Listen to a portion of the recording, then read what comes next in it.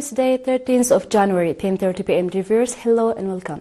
You're still watching us on ERi-TV, presenting you the domestic and international news prepared for this session, live from our headquarters in Asmara. I'm Hermela Girmay, inviting you to join us on our tonight's news broadcast. Let's start with the major headlines. Highlights of local media interview with President ERi-TV. Ministry of Health branch in Southern Red Sea region conducts activity assessment meeting. Slovakia rejects funding for Ukraine. And Russia F-16 shot down in Ukraine.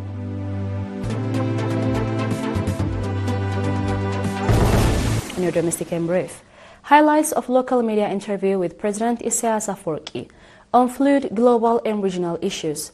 Assessment of the current and evolving situation must be undertaken against the backdrop of the Cold War that was supplanted by the unipolar global order in 1991 and that has prevailed over the past 3 decades. What it transpired during the last 3 decades is not necessarily congruent with what Fukuyama and Huntington investigated. The fact is U.S. preeminence and pronounced aspirations of all-rounded supremacy in the economy, technological and military domains has not been realized. Its influence and perpetuated dominance in all these parameters had been declining, the downward trajectory evident for many years now. Washington's debt, which has reached $36 trillion, is a manifestation of this reality. Indeed, President Trump's Making America Great Again doctrine constitutes, in very broad terms, tacit acknowledgement of this situation. In this regard, the recent U.S. action against Venezuela, purportedly under the pretext of combating narcotics, other potential measures against Cuba, Colombia, Mexico, Iran, and the issue of Greenland are indicators of the tools that are being employed to advance the policy objectives of Making America Great Again doctrine. Other tools include tariff wars, selective support to certain segments, as seen in the cases of South Africa and Nigeria, withdrawal from international organizations, and facilitating the resolution of conflicts such as those in Ukraine, Armenia, Azerbaijan, and Thailand, Cambodia. The apparent objective of these tools and actions is to exploit the natural resources of other countries in order to boost America's economic power and ensure the success of Making America Great Again. The primary targets of this action, particularly President Trump's plans regarding Venezuela and Greenland, are evidently China and Russia. Even the European Union has been targeted through increased tariffs. The issue of migration is also part of the U.S. approach in promoting Making America Great Again. The impact of Making America Great Again on our region should be understood within this broader context and framework. Currently, the world is undergoing a period of transition and turmoil. There is a need for a new global order that allows people to live in peace and under a fair and just system. The focus should not be solely on the United States. The roles that China, Russia, India, Japan, Korea, Pakistan, and the European Union could play in such a global system must also be considered. NATO is facing a crisis and the European Union has not lived up to expectations. Beyond issuing statements, what practical roles can they play in countering Making America Great Again? Our assessment of global developments should be made against this backdrop. We must categorize different scenarios and analyze them in relation to realities on the ground. Despite possessing 60% of the world's natural resources, Africa remains a marginalized continent. However, our wider neighborhood, the Red Sea, the Horn of Africa, and the Gulf, has significant geostrategic importance. How can we leverage this advantage over the next 3 years? These variables must be appraised as we formulate and adjust our policies. President Trump's actions should not be viewed in isolation or unduly exaggerated. Each factor must be examined carefully and individually. This issue should be accessed within the context of the roles played by global and regional powers in Trump's doctrine over the coming 3 years. Our analysis must be objective and applied at both regional and national levels. On engagement with the Trump administration. The advent of the unipolar global order, which, as it happened, was concurrent with Eritrea's independence, and associated misguided policies pursued by successive U.S. administrations, had detrimental consequences to Eritrea as well as the world at large. For our part, we earnestly pursued a policy of constructive engagement From the outset, under the mantra of forget and forgive, despite the injustice meted to our people for decades, including prior to independence. But our sincere endeavors were not reciprocated. Still, the Eritrean government took the initiative for engagement and sent a message to President Trump early in the second year of his first term. The initial response from his administration was positive. Unfortunately, the first initiative faltered, supposedly drowned out by other issues. U.S.-Eritrea ties worsened again during the Biden administration, which imposed on Eritrea numerous and unwarranted sanctions. Eritrea demonstrated its goodwill again and took initiatives in earnestness for constructive engagement in President Trump's second term. Unfortunately, the process seems to have been hampered by certain pundits and lobbyists. A case in point is, for instance, the U.S. State Department's fallacious report on Eritrea's unconducive investment climate. These are worn-out tactics of demonization and intimidation, ostensibly in order to extract inappropriate concessions. Still, this foot-dragging will not dampen our efforts and commitment for constructive engagement in the remaining years of the Trump administration. Our approach is also holistic in terms of its regional dimensions. The approach has never hinged solely on bilateral Eritrea-U.S. ties. Regional peace and stability is a prerequisite for development, and the ties we cultivate with the U.S. and other partners must encompass nurturing communality of views and approach on vital regional matters. Regarding Sudan, the situation in Sudan must be understood within the country's historical context. Dating back to 1956, it should be examined not only from a bilateral perspective, but within a broader framework. For the 30 years preceding the current crisis, the National Congress Party was embroiled in the fermenting grave problems in Sudan and the wider region. Eventually, the Sudanese people could no longer tolerate the situation and overthrew the regime through a popular uprising. The military establishment subsequently assumed responsibility as a trustee through the Sovereign Council. The main objective of the Transitional Council was to serve as a transient bridge until power could be transferred to a civilian administration. We supported the idea of the Transitional Council guided the country towards civilian rule. Accordingly, in 2022, we prepared a document and submitted it to the Transitional Council. The shared understanding was that the Sovereign Council would hand over power within a maximum period of 3 years. However, external interferences obstructed this process. The main objective of these external actors was to destabilize the region by exploiting the crisis in Sudan. The primary destabilizing actor has been the United Arab Emirates. The crisis in the Sudan cannot be portrayed as a civil war or merely as a rivalry between two generals. These are transient bodies with time-bound, caretaker mandates. In this perspective, supporting the Transitional Council remains the most viable solution so as to pave the path for the enduring peace under civilian rule.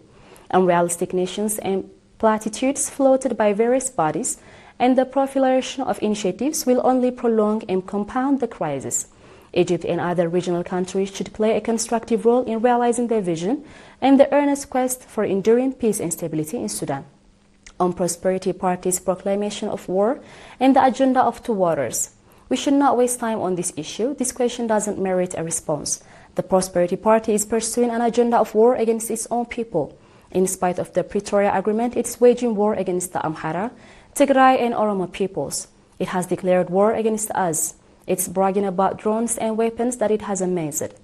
We have no appetite for war, but we know how to defend our nation. Our vision was to foster good ties, but we should not be perpetuated by the agenda, which is in sense driven by the same external force bent on stoking conflict in the region and is behind the crisis in the Sudan. The Prosperity Party's mindset can be described by the following 4 attributes: impotence, bankruptcy, fear, and greed. In the event, we should not be distracted and give space to its delusional posturing. We must focus on our domestic developmental agenda. On recent visits to Saudi Arabia and Egypt, our principal and long-standing national policy, pursued since the days of the armed struggle, has been regional stability. We do not live in isolation, therefore there is not option but a necessity. This principle should be upheld not only by us, but all countries in our neighborhood, the Nile Basin, the Horn of Africa, the Red Sea, and the Gulf. Generally, our region has experienced persistent crises stemming from internal weaknesses and external interferences. Development cannot be fully achieved without first addressing this challenge. We cannot claim to be secure while our neighborhood remains entangled in crisis. Our actions must therefore be complementary, and mutual understanding is essential in creating such an environment. Our engagements are based on this reality. Our bilateral engagement with the Kingdom of Saudi Arabia aims to promote this shared and noble objective, which is not new. We have been engaging in this endeavoring for a long time, not for the sake of nurturing alliances per se, but because Saudi Arabia has a significant geostrategic role in the region. We have discussed the role Saudi Arabia should play in promoting stability, security, and development in the Red Sea region. Our bilateral engagement with Saudi Arabia is a continuous process of consultation. We had submitted a comprehensive 12-point proposal on the cooperation and coordination of the littoral states of the safety and security of the maritime road at the appropriate forum some years ago. The essence of these proposals revolves around the responsibility of each littoral state to protect its coastal segment, to foster cooperation among all the littoral states, to enhance each other's capabilities, and to create platforms and modalities of cooperation for joint action when necessary, whether it's combating piracy, illicit trade, acts of subversion, drug trafficking, etc. Implicit in these arrangements is avoidance of extraneous forces and hegemonic regional forces from a compounding military presence in the vital maritime road. Overall, our engagements with Saudi Arabia and Egypt remain fruitful. There is mutual understanding on a wide spectrum of issues that transcend immediate security concerns to encompass common approach to regional conflicts as well as potential cooperation in investment and infrastructure. As a visit took place in the end of 2025, they have also provided us with the opportunity to discuss priorities and actions for 26. On domestic developmental issues. Development is naturally predicated on stability, but that doesn't mean that it will be shelved even during the most adverse conditions. Development was not shelved even during the arduous times of the liberation struggle. So even in conditions of regional turbulence, our focus on and pursuit of our development agenda will continue with all the requisite rigor, commitment, and priority. It will not be held hostage by other variables. In this perspective, we have mapped out concrete and prioritized developmental and sectoral programs for implementation in the 6 administrative regions. These include physical infrastructure in terms of roads in the main arteries as well as feeder roads, water infrastructure, dams of all sizes, treatment of catchment areas, etc., with utilization of GIS-based comprehensive mapping and modern technology. The scheme includes higher utilization of existing water infrastructure as well as novel approaches including desalination. Energy development, the investigation program is focused on the decentralized and hybrid generation of electricity. The latter includes thermal as well as renewable power generation with solar, wind, and geothermal alternative sources. Ultimately, nuclear power generation is also envisaged. The first phase is to generate 360 megawatt additional power in 12 mini-grids throughout the country. This will be increased over time to 2,000 megawatts. Other sectoral development programs include mining, agriculture, fisheries, and housing. All these programs cannot be implemented efficiently without human capital, so education remains our highest priority. In this regard, the education system will be reviewed from kindergarten up to the tertiary level. This is the broad roadmap for 2026 till 2030. On the role of the diaspora, the role of our diaspora during our liberation struggle was tremendous and unparalleled by all standards. This remains true in the post-independence period too, as their patriotism is palpable indeed. An actionable program to ensure their increased participation was worked out in the past years. Indeed, they have been very active in the political, diplomatic, and information domains to supplement the work undertaken by our embassies. The plan now is to enhance their vigorous participation in all the tasks of nation building. In the first place, they will be encouraged to invest, individually or in groups, in all developmental sectors, mining, agriculture, fisheries, etc. Their involvement in the development of the human capital will be paramount importance too. They will be involved in introduction of new technology, research, and other professional expertise that the nation needs. The government has worked out a roadmap for effective diaspora involvement in all these areas. Of course, this task will require the development of a workable database to better identify all the sources and expertise that is available out there. This has been on the pipeline for some years now, and it remains work in progress as there are elements of cybersecurity that have to be worked out for obvious reasons. In a nutshell, the drive is to ensure wider and qualitative participation of the diaspora in nation building. The requisite institutional framework is being developed to the end. In other news, the Ministry of Health branches in the sub-zones of Harsile, Eddi and Tao in the southern Red Sea region conducted activity assessment meeting on 3rd, 8th and 9th January respectively. According to reports presented by heads of health facilities in the sub-zones, it was indicated that beyond providing regular awareness-raising activities up to the level of remote areas with a view to enhancing public understanding of health issues, the utilization of health facilities is growing from time to time. They also reported that commendable activities have been carried out in pre- and postnatal treatment, children's treatment and vaccination programs, control of the prevalence of communicable and non-communicable diseases, community-based environmental sanitation, as well as control of cross-border disease. Noting the significance of public awareness in controlling the prevalence of communicable diseases, Dr. Ali Hallo, head of the Ministry of Health branch, called for reinforced roles and participation of administrators at all levels. Dr. Ali also called on pregnant women to give birth at health facilities for the safety of both mothers and infants. The administrators of the sub-zones underlined that health issues should not be left to a specific institution alone and called on the public to stakeholders to play their due part.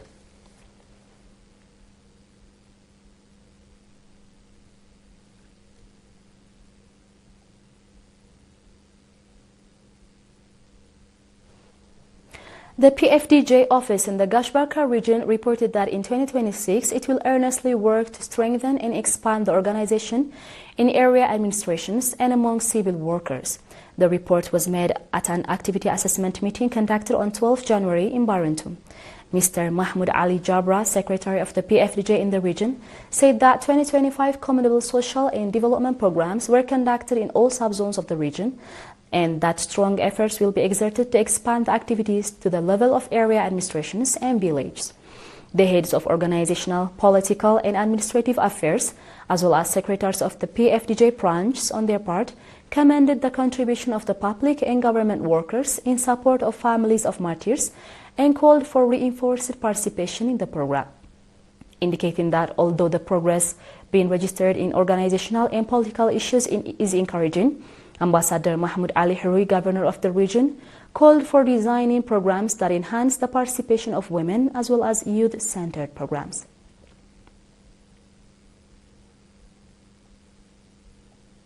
Dear viewers, stay tuned for our international news right after the short break.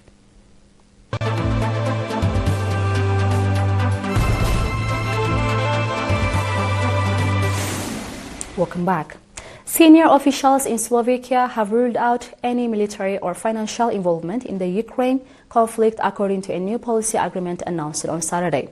The governance roadmap was presented at the press conference by President Peter Pellegrini, Parliamentary Chair Richard Rossi and Prime Minister Robert Fico, the three highest-ranking officials in Slovakia, who are linked to the three parties forming the current government. Bratislava will maintain its pledge not to provide military aid to Kyiv against Russia, Pellegrini confirmed. Neither will it deploy troops to Ukraine or participate in a European Commission proposed loan to cover Ukraine's budget deficit, he added. Last month, European Union leaders agreed to borrow 90 billion euros against the bloc's common budget to support Kyiv, but the Czech Republic, Hungary and Slovakia opted out of the scheme. All three are led by politicians who question Brussels' approach to the Ukraine conflict.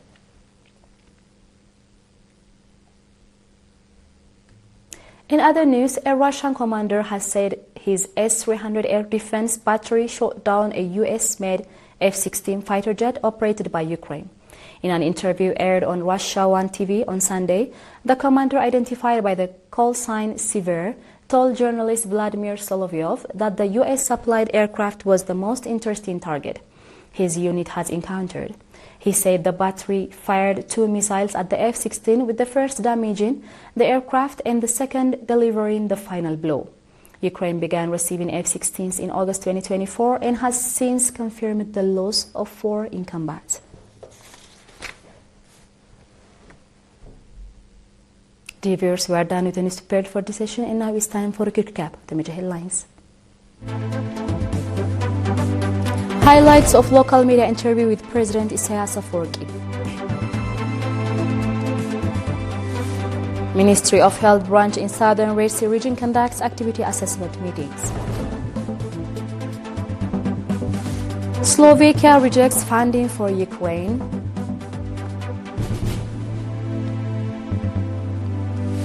And Russia F-16 shot down in Ukraine.